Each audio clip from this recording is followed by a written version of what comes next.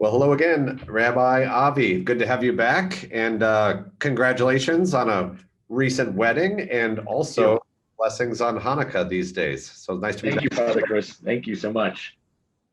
Well, good to have you here, and I know you've got a lot going on these days, but I appreciate you taking a little bit of time again to join the rest of the St. Thomas community here and just chat a little bit about Hanukkah and the meaning of the reality and the celebration, some of the history, some of the theological meaning too. And I'll tell you, even just it struck me more this year from the Catholic side of things. And I had Mass last week before the Advent season started. For us, the Advent's the beginning of the liturgical year.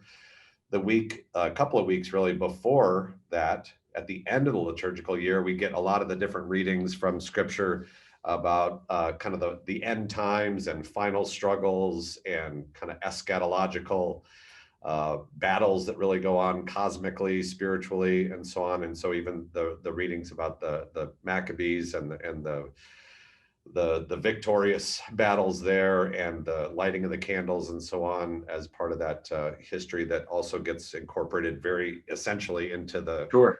Catholic liturgy too. So I was thinking about our conversations even as celebrating that from the Catholic perspective. But maybe you could just share a little bit with us about what is Hanukkah, what's the meaning of it, and so on, and how does it get situated within the life of faithful Jewish people. Sure. Thank you. It's fascinating. I think the biggest challenge about Hanukkah, more than anything, is its proximity to Christmas. And what I mean by that is because Hanukkah is so close to Christmas, it's risen to the level of the marketplace of ideas. Right. So you go into Target or Bed Bath and Beyond or the grocery store or whatever it might be, and the minute that the vendors are putting out the Christmas items, they're also putting out the Hanukkah items, Right. which is amazing. Right. Except it takes into account when Christmas happens, but not when Hanukkah happens. Right. Some years Hanukkah is around the same time as Christmas. Other years it's not, like this year when it's about a month earlier. I share that because Hanukkah in general is actually one of the more minor Jewish festivals. The message is major, but it's not on the same par as the high holy days like Rosh Hashanah or Yom Kippur, like we discussed. It's a post-biblical festival. And what happened was about Actually, yeah, can I please. just pause right there and maybe Yeah. even have you unpack that a little bit? Why is it that what's the theological spiritual significance of why the high holy days have greater import within the Jewish imagination compared to Hanukkah? Could you say something about that?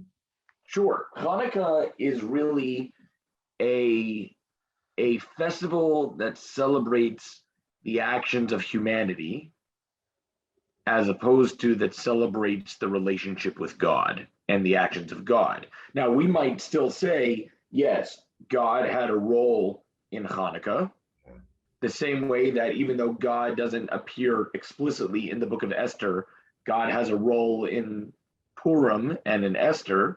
But in here, both because it's post-biblical and because it being a more minor festival, a later festival, that's where the celebration and the observance comes in. Great, helpful distinction. Thank you for Sure. That. So what happens is you have we'll call them a Greek army. It's the Seleucids who are occupying ancient Israel. And it's a place and time where eventually Judaism is outlawed. And Judaism is outlawed to the extent where they actually convert the ancient Temple Mount in Jerusalem to a temple to Apollo. Mm-hmm. This becomes major violation of that which is sacrosanct. Right. And the Jews were not uniform at the time. You had Jews who were Hellenists, who really loved Greek culture, and then Jews who, I don't like the term zealot, but were religiously devout and pious. Often they're referred to as the zealots. And when offerings were being made on this holy altar that were not Jewish offerings or Jewish ritually compliant offerings, in fact, there were human sacrifices being made. One text says that there was, pork sacrifice, whatever it might be. There were animal offerings that weren't kosher. The zealots at the time said, we have to restore claim to our place and our people and our land. Mm-hmm. And And so this band of Maccabees led a revolution. Maccabees is from meaning hammer. Judah, they were the Hasmoneans. Judah the Maccabee, Judah the hammer. Judah and his brothers and compatriots, they challenged this mighty army, and they overcame. And they won back the rights to worship at the temple and stake claim on the land and reclaimed Jerusalem and Israel. What the misinformation about the story, or the misunderstanding of the story, is the miracle of Israel was about oil. Yeah. But really, the miracle of the miracle of Hanukkah was about oil. But the miracle of Hanukkah is really that this small band of passionate, pious freedom fighters, if you will, challenged a mighty army with elephants and chariots and weaponry, and they won all but with slings and stones. Mm-hmm. When they arrived at the temple, they reflected on it with each other, and they said, what should we do? We have to rededicate the temple. That's what the word Hanukkah means, dedicate. How can we observe this? How can we celebrate? And they thought to themselves, what was the most recent festival that we were not allowed to observe? Because there are 3 festivals every year that historically and traditionally you made a pilgrimage to the temple. Sukkot, Pesach, Passover, and Shavuot. Mm-hmm. Hanukkah, when it fell in the Hebrew month of Kislev right now, the most recent festival was Sukkot. So the Maccabees said, we're going to observe Sukkot. Now, that doesn't necessarily mean that they built a sukkah in front, and we've talked about Sukkot. It doesn't mean that they necessarily built a sukkah near the temple. Mm-hmm. But what they did was they sought to offer sacrifices that were corresponding to the festival. And they couldn't find any pure ritual oil to last the full 8 days of this festival. They found 1 vial or flask of oil to last. They were so bereft that they finally had the opportunity to observe, but they weren't ready, they couldn't.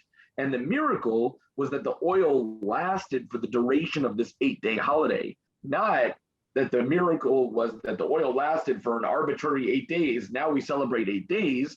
This is more like Sukkot part 2 than it is Hanukkah unto itself, which Father Chris brings us back to the beginning. That's likely why it's also a minor festival, because we already celebrate Sukkot.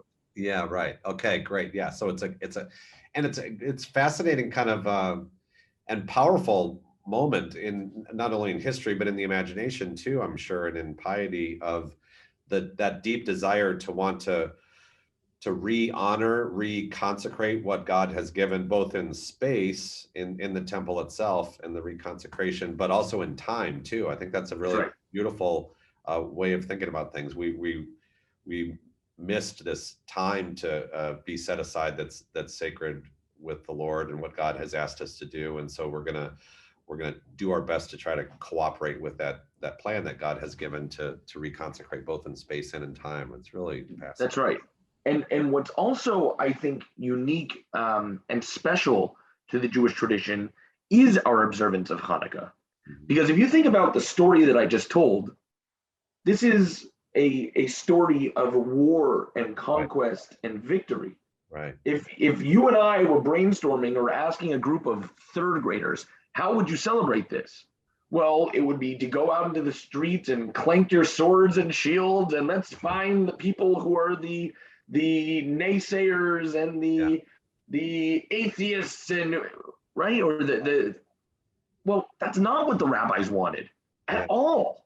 Yeah. It was about individual faith and collective peoplehood. Yeah. And so instead, this is where the story of the menorah and the tradition of it bringing light to the world came. Focus on the light and the peace instead of the violence and the war. Yeah. And Hanukkah in itself, with all of the holidays around this time of year, becomes a festival of light instead of a festival of military victory.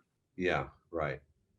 Because what's really being celebrated is the ability and the freedom to be able to worship God. That's right. God is asked to be worshipped, right? Yeah. And I think the hardest part about the story for the Jewish people today is this was a moment in time that we celebrated, but not too long after, in the year 70 after zero and 70 of the Common Era, the Romans occupy and destroy the temple. Right. This is the temple that's reclaimed just 100 years earlier or so, give or take, by the Maccabees. Right.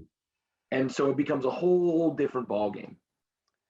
Yeah, and to a whole other level, and changes the whole view of history too. And maybe even just a word about the practice today. I actually brought my, do you say kippah or yarmulkes from the So Western both Wall? kippah or yarmulke, both are fine. Kippah is Hebrew and yarmulke is Yiddish.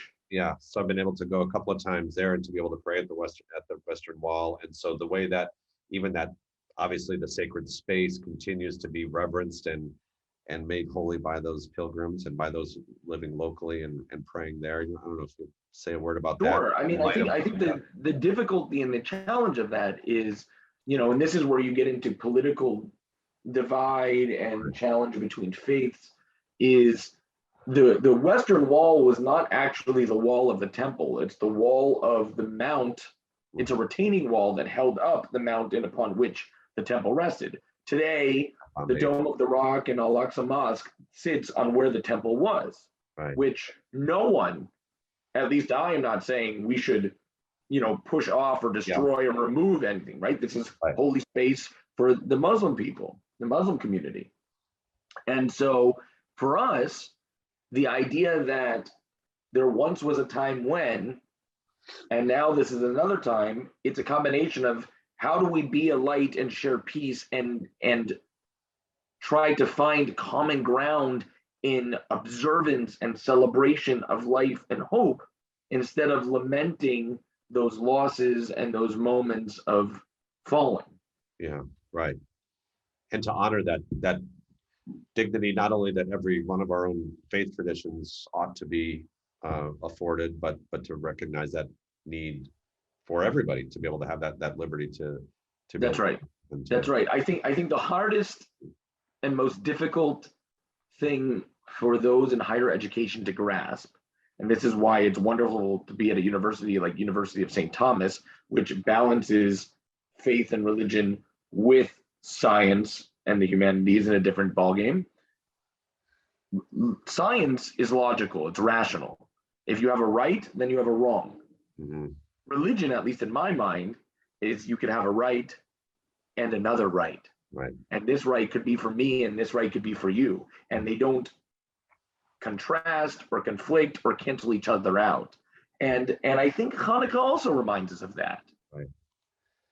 Yeah, and certainly we try to take seriously that what's common to all humanity is that desire and that longing to be in relationship with God, and those faith traditions develop in different ways. But that's absolutely sacrosanct. That people, right, individuals and groups ought to be able to freely worship and to try to honor that relationship that they believe God's called them to. So these are pretty poignant moments where we can think about that from different faith traditions at different times in history too. That's right. And I would add, Father Chris, that the last message, that there's a message of Jewish continuity, which I think this notion of continuity is important to all faiths today, in a world in which people are eschewing or stepping away from a faith tradition.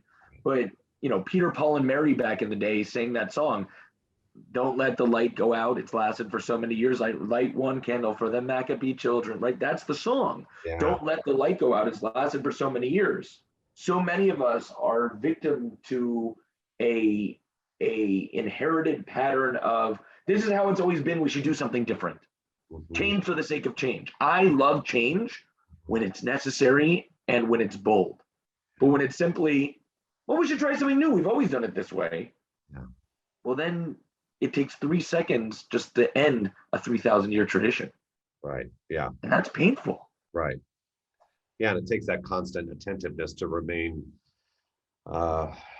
vigilant about keeping that light alive, the light of faith and light of freedom for people to exercise their faith and so on, and to honor that with one another, and to be deliberate about keeping that faith and light alive. Actually, we just had our first Sunday of Advent this past Sunday, and the first thing we do is light the first candle of the first week.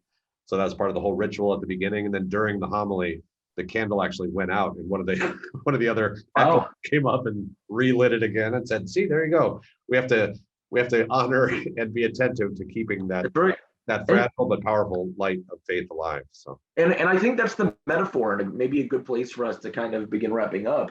The metaphor is we use the shamash, the tallest central candle or the tallest separate candle, to light the other Hanukkah candles. same. But I use the menorah each year to kindle the light the next year. Yeah. Right? It's this year's celebration inspires next year's celebration. And I can only light the menorah predicated on my previous experience. That teaches me how to change, how to do better, how to bring light to the world, how to inspire others to live a more intentional, meaningful life. And at the very least, how to try to bring peace. Right? You talk about yarmulke. The word yarmulke comes from Yira Malchut or Melech, the fear of the king, or reverence for the heavens, right? Reverence for the divine kingdom. It's this notion of humility. Right. How do I go out into the world and try to make it a better place? Yeah, and let that light lead us. So that's a great place to maybe conclude here. And I'm sure grateful for this time, and it's great spending the time together. And let's just keep each other in prayer and enjoy these days. Great. Thanks, Father Chris. Take care.